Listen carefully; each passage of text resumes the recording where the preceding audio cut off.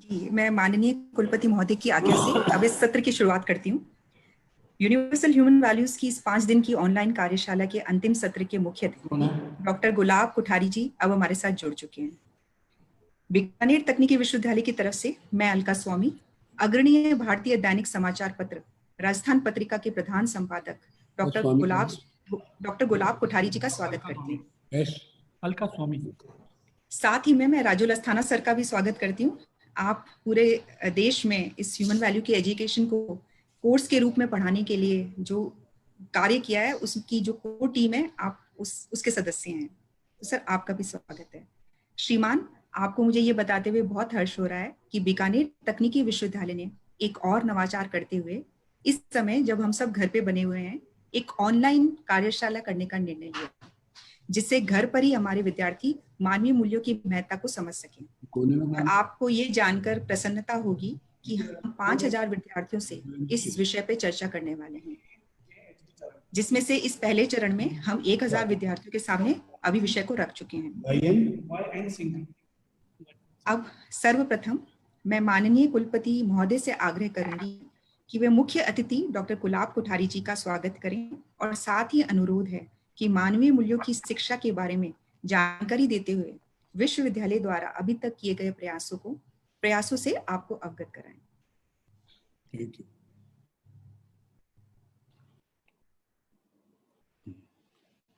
ये academic director हैं। सादर नमस्कार। नमस्कार। मैं सर्वप्रथम परम आदरणीय डॉक्टर गुलाब जी कोठारी, प्रधान संपादक राजस्थान पत्रिका परिवार के सभी सम्मानित सदस्य, मेरे सहयोगी डॉक्टर वायन सिंह, अलका एंड उनकी टीम के सदस्य, बीकानेर तकनीकी विश्वविद्यालय परिवार के सभी शिक्षक, अधिकारी, कर्मचारी, विद्यार्थी और इस कार्यक्रम से जुड़े सभी महानुभाव, भाइयों बहनों, मैं आप सभी का अभिनंदन करता हूं, स्वागत करता हूं। मैं सर्वप्रथम माननीय डॉक्टर गुलाब जी कोठारी का शब्दों से पुष्पगुच्छ बीटीयू परिवार की तरफ से स्वागत करते हुए अर्पित करता हूं, अभिनंदन करता हूं। आप मानवीय मूल्यों की शिक्षा के आचार्य हैं। आज वे इस विषय पर छात्रों से मुखातिब हो रहे हैं, अतः मैं उन्हें आचार्य गुलाब जी कोठारी के नाम से संबोधित करता हूं। आप मूल्य संवर्धित जीवन की शिक्षा के हस्ताक्षरी नहीं, वरन मूल्य आधारित जीवन शैली की मिसाल है, लिविंग मॉडल है। आपका बहुत बहुत अभिनंदन। आपने हमारे विद्यार्थियों व आचार्यों को संबोधित करने के लिए जो समय निकाला, इसके लिए बीटीयू परिवार आपका आभारी है। आपका उद्बोधन हम सभी के लिए प्रेरणास्वरूप होगा एवं इस क्षेत्र में काम करने की ऊर्जा प्रदान करेगा। माननीय कोठारी जी, बीकानेर तकनीकी विश्वविद्यालय का कार्य क्षेत्र लगभग आधा राजस्थान है।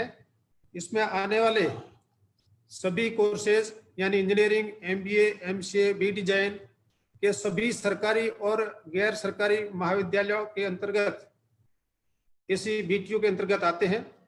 माननीय बीटीयू देश का पहला ऐसा विश्वविद्यालय है जहां इन कोर्सेज के सभी विद्यार्थियों को मानवीय मूल्यों की शिक्षा अनिवार्य रूप से दी जाती है। मुझे यह बताते हुए बहुत हर्ष हो रहा है कि इस महामारी के समय में जब सभी लोग अपने घरों में बंद है, हमारे आचार्यों ने मानवीय मूल्यों की ऑनलाइन कार्यशाला चला के 5 दिन की कार्यशाला के माध्यम से देश में पहली बार विद्यार्थियों के लिए ऐसा मानवीय मूल्यों का कार्यक्रम आयोजित किया है। मैं समझता हूं कि यह हमारे मानवीय मूल्य के शिक्षित आचार्यों की उस शिक्षा की वजह से ही संभव हो पाया है। इस तरह की कार्यशाला के माध्यम से लगभग 5000 विद्यार्थियों, और चूंकि विद्यार्थी अभी परिवार के साथ अपने घर में रह रहे हैं, इसलिए उन परिवारों तक मानवीय मूल्यों के आधार पर जीने की प्रेरणा देने की कोशिश की जाएगी। मैं निश्चित रूप से इस विषय के बारे में थोड़ी जानकारी आपके सामने रखना चाहूंगा कि ये अपने आप में नया मॉड्यूल है, इसलिए कि इस तरह से लिया गया है। इस विषय की जानकारी से पहले मैं समाज की स्थिति के बारे में थोड़ी सी रूपरेखा आपके सामने रखना चाहूंगा कि देश में और पूरी सृष्टि में विज्ञान ने और टेक्नोलॉजी ने तरक्की की है। उससे बहुत सारी सुविधा हमारे घरों में, घरों के बाहर, समाज में नजर आती है। हमारा जीवन बहुत आरामदेह, सुविधाजनक हो गया है। अगर हम हमारे जीवन के दैनिक कार्यों को देखें, एक जमाना था जब सूचना देने के लिए व्यक्ति को भेजा जा रहा था, और आज हम इतनी दूर आमने सामने बैठे बात भी कर रहे हैं। सिर्फ बात ही नहीं कर रहे हैं, समाज के बहुत से लोग इसको सुन भी पा रहे हैं। यानी सुविधा में बहुत विकास हुआ है। अगर हम शिक्षा के क्षेत्र में देखें तो आज हजारों विद्यार्थी महाविद्यालय, विद्यालय में पढ़ रहे हैं। पीएचडी किए हुए छात्रों की संख्या में भी कोई कमी नजर नहीं आती है। यानी शिक्षा के क्षेत्र को हम देखें तो नजर आता है कि कॉलेज में एडमिशन लेने के लिए भीड़ लगी हुई है। कुछ महाविद्यालयों की स्थिति तो ये है कि 90% तक अंक लाने वाले को भी वहां प्रवेश नहीं मिलता है। यानी शिक्षा के क्षेत्र में भी हमने बहुत उन्नति की है, सुविधा के क्षेत्र में की है, शिक्षा के क्षेत्र में की है। अब मैं तीसरा क्षेत्र देखता हूं कि समाज का विकास कितना हुआ है। हमारी नैतिक मूल्य, नैतिकता, संस्कार, जीवन के महत्वपूर्ण विषय, क्या आपसी संबंध, घर में संबंध, परिवार के बाहर समाज में संबंध, क्या हमने इसमें विकास किया है? तो देखने में आता है कि इसमें निरंतर गिरावट आ रही है। यानी एक शिक्षा के क्षेत्र में हम बढ़ रहे हैं, लेकिन समाज के क्षेत्र में उससे नीचे जा रहे हैं। ये गैप जो है वो दिनों दिन बढ़ता जा रहा है। इस गैप के बढ़ने की वजह से समाज में बहुत सारी परेशानियों का सामना करना पड़ रहा है, जैसे भ्रष्टाचार, व्यभिचार, आतंकवाद, नक्सलवाद, असहनशीलता, तनाव, ये समाज में देखने को मिलता है। जब इस तरह की बुराइयां हमारे सामने नजर आती है और इसके समाधान की तरफ अगर नजर डालते हैं तो उसी को ध्यान में रख के ये कोर्स तैयार किया गया है। उसका मॉड्यूल मैं आपके सामने रखता हूं।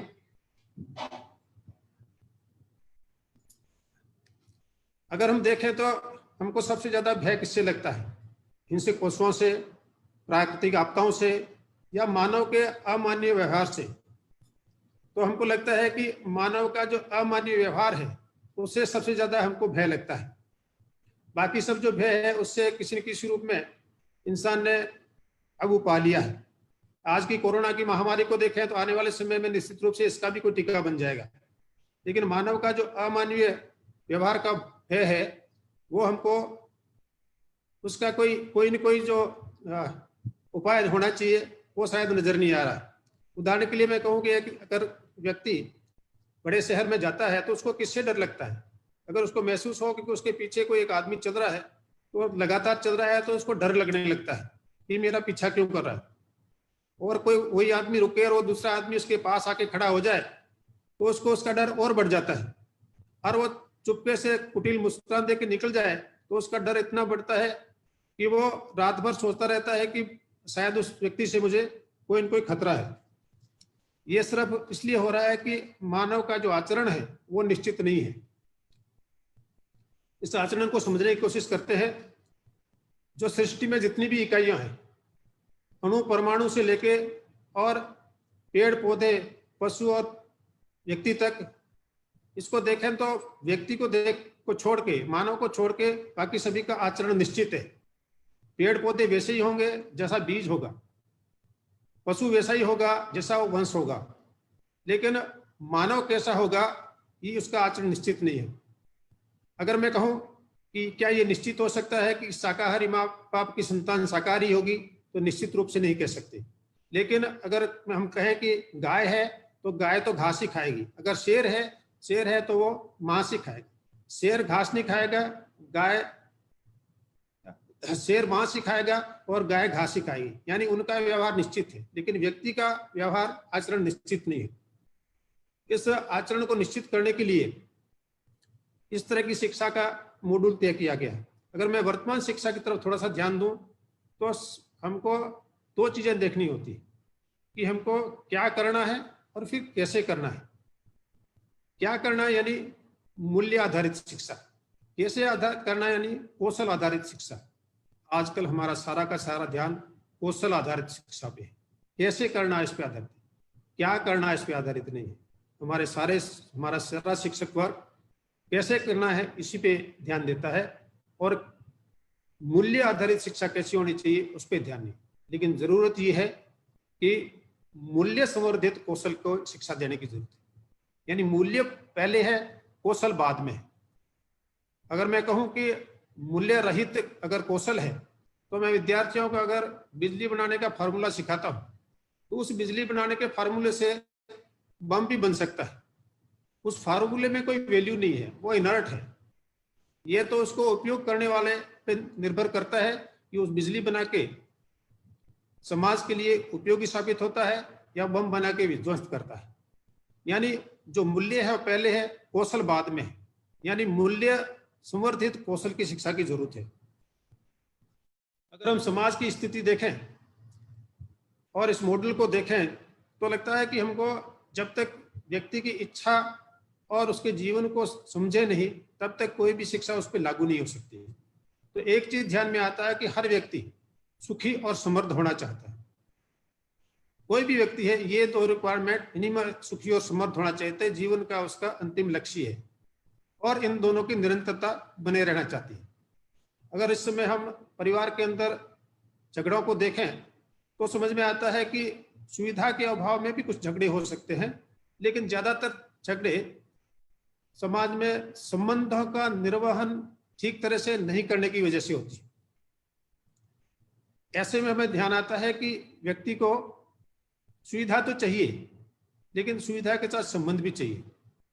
सुविधा तो पशु को भी चाहिए, जब भूखा होता भोजन चाहिए, अगर बरसात चाहिए, बरसात आ जाए तो उसको शरण चाहिए।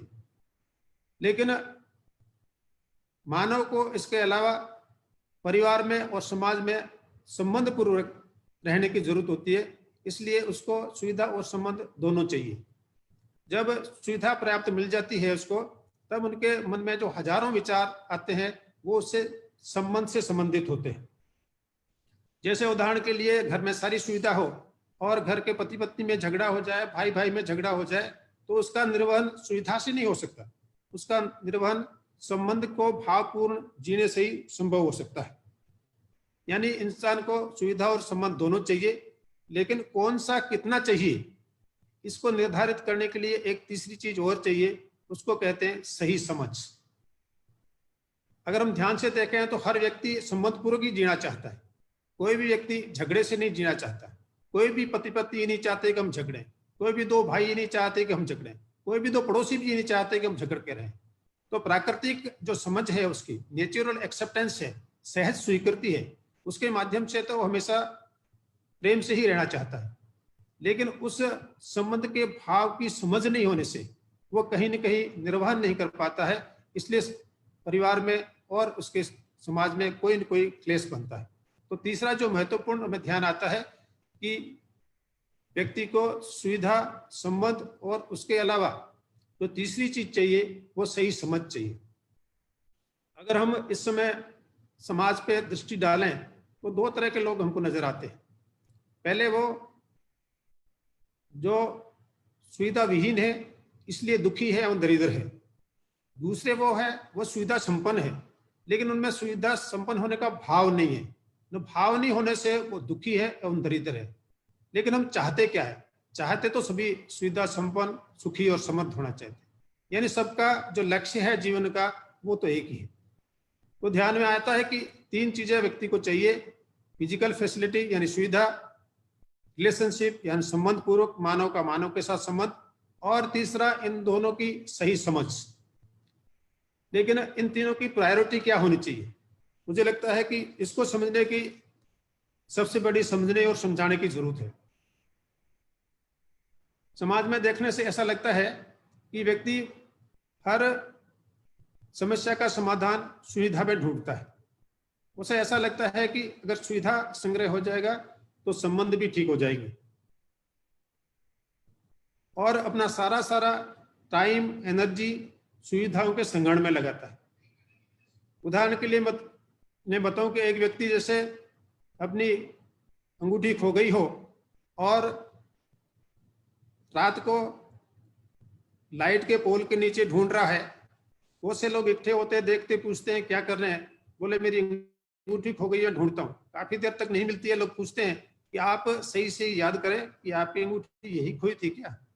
कहते हैं ना, यहाँ तो नहीं खोई थी, वो दूसरी जगह खोई थी, वो सामने उधर जो अंधेरा है वहां खोई थी। तो बोला आप यहाँ क्यों ढूंढ रहे हैं? बोले यहाँ इसलिए ढूंढ रहे हैं कि उजाला है। हमारी समाज की ऐसी स्थिति हो रही, उसके समस्या तो संबंध को लेके है, चाहे घर में हो चाहे समाज में हो, मानव से मानव हो, लेकिन उसका समाधान ये ढूंढ रहा है कि शायद सुविधा आ जाएगी तो हम सुखी हो जाएंगे। तो देखने में आता है कि इन तीनों चीजों की प्रायोरिटी क्या होनी चाहिए। इस समय तो लगता है कि समाज ने सुविधा को अपनी प्रायोरिटी बना रखा, लेकिन जो ध्यान से देखें तो इसकी प्रायोरिटी का जो क्रम है कि सही समझ हो, उससे वो निर्धारण कर सके कि संबंध पूर्वक कैसा रहा जा सकता है अपने आप में, परिवार में, समाज में, और मुझे कितनी सुविधा की आवश्यकता है। तो शिक्षा का जो पहला उद्देश्य सामने में आता है कि व्यक्ति अपने आचरण को निश्चित कर पाए, उसमें इतनी योग्यता विकसित हो कि उसका आचरण निश्चित हो सके। दूसरा, वो दूसरे व्यक्ति के साथ संबंध पूर्वक रह सके, और तीसरा, वो अपनी आवश्यकताओं का निर्धारण कर सके और स्किल का भी आकलन कर सके, और इन दोनों का आकलन करने के बाद इनका श्रम पूर्वक उत्पादन करने की क्षमता विकसित कर सके। और इसको ध्यान में रख के जब हम देखते हैं कि इस सही समझ का मायना क्या है, इस सही समझ के अगर मीनिंग को देखें तो हमारा जीवन का फैलाव कितना है। हमारा जीवन का फैलाव 4 स्तर पे देखते हैं, स्वयं में, परिवार में, समाज में और पूरी सृष्टि में, एग्जिस्टेंस। इन 4 स्तर का उसका जीवन है। इन चारों स्तर के जीवन में अगर उसके हार्मोनी है तो उसका जीवन सुखी है।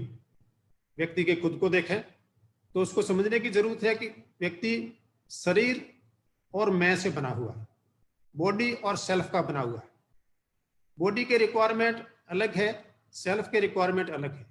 जो हमारा शरीर है उसके रिक्वायरमेंट भोजन, पानी, शेल्टर है, लेकिन जो हमारा मैं है उसके रिक्वायरमेंट अलग है, सम्मान, स्नेह, विश्वास, ये सब के उसके रिक्वायरमेंट।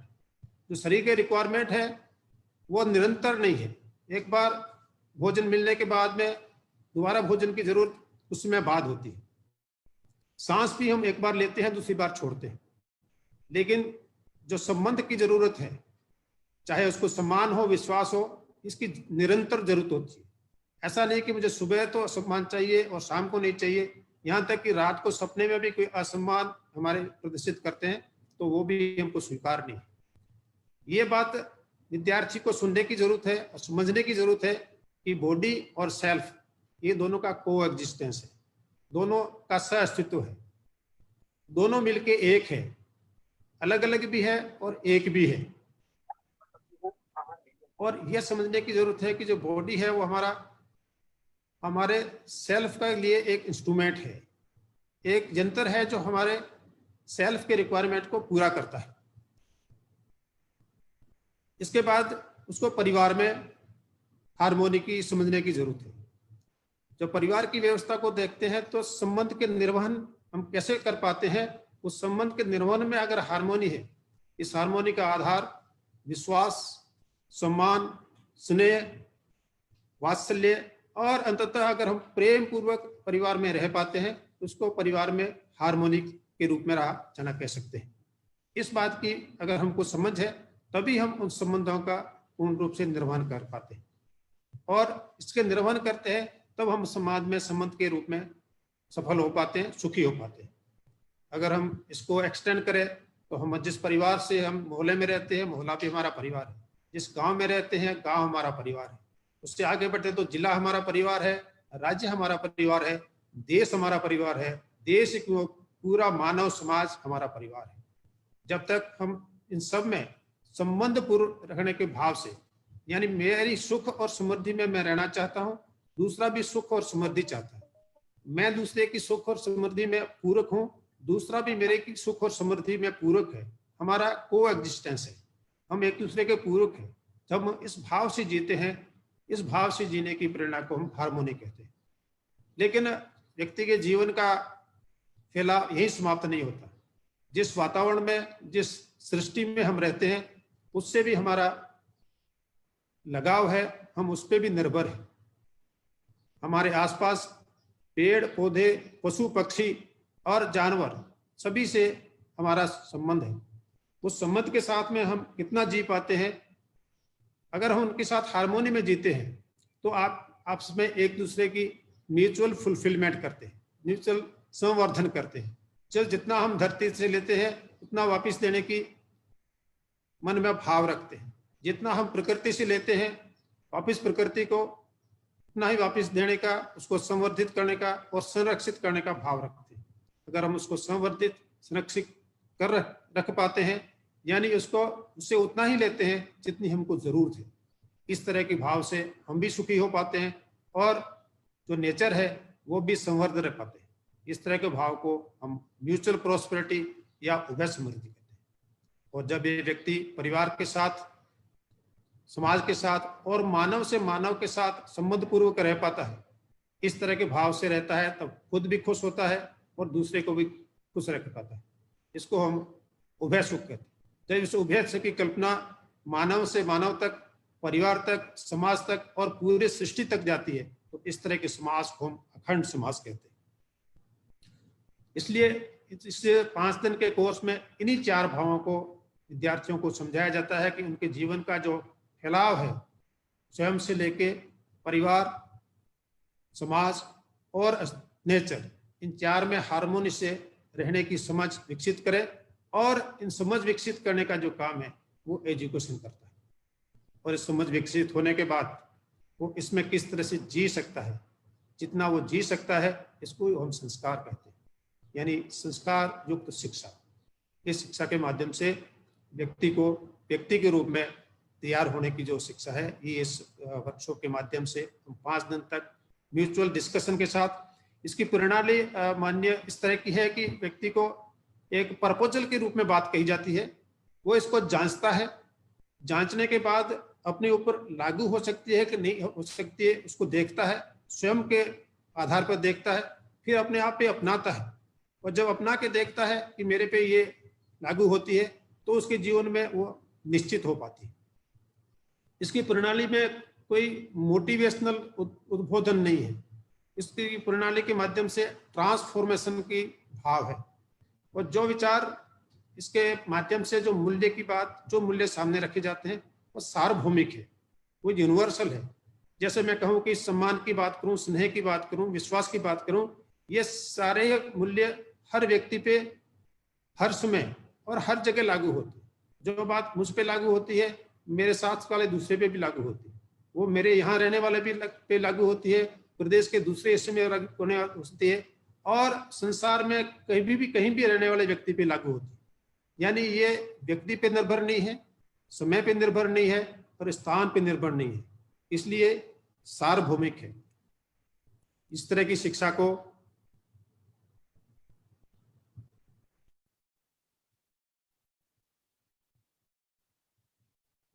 इसलिए ये सार्वभौमिक है। सिर्फ ये सार्वभौमिक ही नहीं है, ये तर्क आधारित इसको साबित किया गया है। तर्क आधारित साबित होने से ये रेशनल भी है, और सिर्फ रेशनल ही नहीं, व्यक्ति इसको अपने ऊपर जांच सकता है, जांच के देख सकता है और अपने स्वयं के आधार पर निर्णय कर सकता है कि ये मेरे पे लागू हो सकती है और इसी में मेरा सुख और समृद्धि है। इस तरह के जीवन को हार्मोनियस जीवन कहते हैं। चारों स्तर पे, स्वयं के स्तर पे, परिवार, समाज और प्रकृति के स्तर पर वो हार्मोनियस जीवन के रूप में जीता है। माननीय, और इस तरह की अवधारणा को हम सह-अस्तित्व में जीना कहते हैं, यानी सह-अस्तित्व ही अस्तित्व है। व्यक्ति अपने आप में पूर्ण नहीं है, इन चारों स्तर पे अगर वो जी पाता है हार्मोनियस से, तभी वो पूर्ण है। इसी भाव को सह-अस्तित्व में ही, मैं एक अगर लाइन में कहूँ तो कहूँगा कि सह-अस्तित्व में ही अस्तित्व है। माननीय, जितनी भी जड़ चीजें हैं, परमाणु, अणु से लेकर ब्रह्मांड में जितनी, इन सब का व्यवहार निश्चित है। जैसे एक अणु दूसरे अणु से मिलकर रिएक्शन करता है, उसका भाव निश्चित है। मानव ऐसा है जिसमें निरंतर सुख से जीने की चेतना है। उसमें इसको भाव को हासिल करने के लिए उसमें जानने, मानने, पहचानने और उसमें निरंतर भाव से निर्वहन करने की योग्यता है, ये योग्यता मानव को शिक्षा के माध्यम से दी जा सकती है, उसको ट्रेंड किया जा सकता है और इसी अवधारणा और भाव के साथ इस कोर्स को तैयार किया गया। माननीय देश में कई शिक्षा आयोग बने, अभी तक के माननीय कोठारी आयोग को लोग याद करते हैं। सभी आयोगों में ये कहा गया कि मूल्य आधारित शिक्षा होनी चाहिए, लेकिन उस मूल्य आधारित शिक्षा को हर विद्यार्थी तक कैसे पहुंचाया जाएगा, ये उनका मॉड्यूल कभी क्लियर नहीं हो पाया। मुझे लगता है कि जो मॉड्यूल हमने इसमें प्रस्तुत किया है, ये विद्यार्थियों के लिए निश्चित रूप से जिस शिक्षा की अवधारणा को लेके हम चले हैं उसको करने में साबित हो रहा है। हमने इसको अनुभव किया है और अनुभव करके लागू किया है, और लागू करके उसी का ही परिणाम है आज इस तरह से हमारे शिक्षक, जिन शिक्षकों की मैं चर्चा कर रहा हूँ, इन्होंने इसको 2 लेवल का वर्कशॉप किया है, और 2 लेवल के वर्कशॉप के बाद मैं देखता हूँ कि उनका ये समर्पण है कि वो इस तरह का वर्कशॉप कर पा रहे हैं। विद्यार्थियों की सोच में भी परिवर्तन नजर आ रहा है, और लगता है कि विद्यार्थी उससे सबसे कनेक्ट होके बात कर पा रहे हैं, इसको जीवन में उतार पा रहे हैं, समझ पा रहे हैं। इस तरह के अंत में एक लाइन में अगर मैं कहूँ कि सह-अस्तित्व में ही अस्तित्व की कल्पना के साथ में इस विषय को बनाया गया है। देश के कुछ अच्छे संस्थान पहले से चला रहे हैं। बीटीओ अपने आप में नई विश्वविद्यालय है, 2 साल हुए हैं, लेकिन हम पूरे समर्पण के साथ में इस विषय को विद्यार्थी तक ले जा रहे हैं। थोड़ी सी जानकारी मैं मेरी विश्वविद्यालय के बारे में बताना चाहूँ, क्योंकि हमारा विश्वविद्यालय तकनीकी शिक्षा है, इसलिए तकनीकी शिक्षा की फैकल्टी है, लेकिन हमने उस फैकल्टी के साथ में मानवीय मूल्य एजुकेशन की भी फैकल्टी बनाया है, ह्यूमन वैल्यू एजुकेशन की फैकल्टी बनाया है। पूरे यूनिवर्सिटी में 4 जोन बनाए हैं, नोडल सेंटर बनाए हैं, जो इस शिक्षा के विषय पे हर विद्यार्थी तक जाने के लिए अपना कार्य करते हैं। मेरे विश्वविद्यालय में एक संगठक कॉलेज भी है। अगर मैं उसकी बात करूं तो उनके सभी शिक्षकों में इस तरह के कोर्स किए हुए हैं। मैं अगर मेरे पूरे विश्वविद्यालय जो आधे राजस्थान को कवर करता है उसको ध्यान में दिलाऊं तो कम से कम 20% अध्यापकों ने इस कोर्स से निकले हुए हैं, और इस कोर्स को पढ़ाने वाला हर शिक्षक इस तरह की ट्रेनिंग लिया हुआ है। ध्यान में आता है कि ये विषय सिर्फ पढ़ने लिखने और एग्जाम पास करने का नहीं है, ये विषय समझ के और व्यवहार में लाने का है, इसलिए विचार से लेके आचरण तक उसको आना चाहिए। ये ध्यान में रखते हुए, हालांकि हमारा शिक्षा का माध्यम अंग्रेजी है, हमने इस विषय को हिंदी में भी पढ़ाने के लिए लागू किया है, वो हिंदी में भी विद्यार्थी पढ़ सकता है। अभी हमारे ये कोर्स फर्स्ट ईयर और सेकेंड ईयर लेवल पे हैं। हमने इससे हायर लेवल के लिए और कोर्सेज लागू करने के लिए भी हम कर रहे हैं। माननीय, मैं इसी के साथ अंत में इन शब्दों के साथ समाप्त करना चाहूँगा कि माननीय कोठारी जी का मैं अगर धन्यवाद करूँ, ये सिर्फ शब्दों के लिए पर्याप्त नहीं होगा। मैं समझता हूँ कि वो इस विषय की एक ऑथोरिटी होने के नाते उन्होंने अपना ये दायित्व समझा कि ये विषय विद्यार्थी तक जाना चाहिए, और इस दायित्व के साथ में वो प्रेरणा के रूप में हमारे यहाँ पे उपस्थित हुए हैं विद्यार्थियों को प्रेरित करने के लिए। मैं समझता हूँ कि इसी भाव से हम सभी लोग उसी प्रेरणा से अपनी अपनी जिम्मेवारी जहाँ भी जिस मुखिया के रूप में है, चाहे वाइस चांसलर के रूप में, डीन, डायरेक्टर, प्रिंसिपल के रूप में, वो अपनी इसी जिम्मेवारी के साथ अपना काम करेंगे। इसके साथ मैं इनको बहुत बहुत सादर प्रणाम करता हूँ। माननीय कुलपति महोदय का प्रभावी तरीके से सारी जानकारी देने के लिए बहुत बहुत धन्यवाद।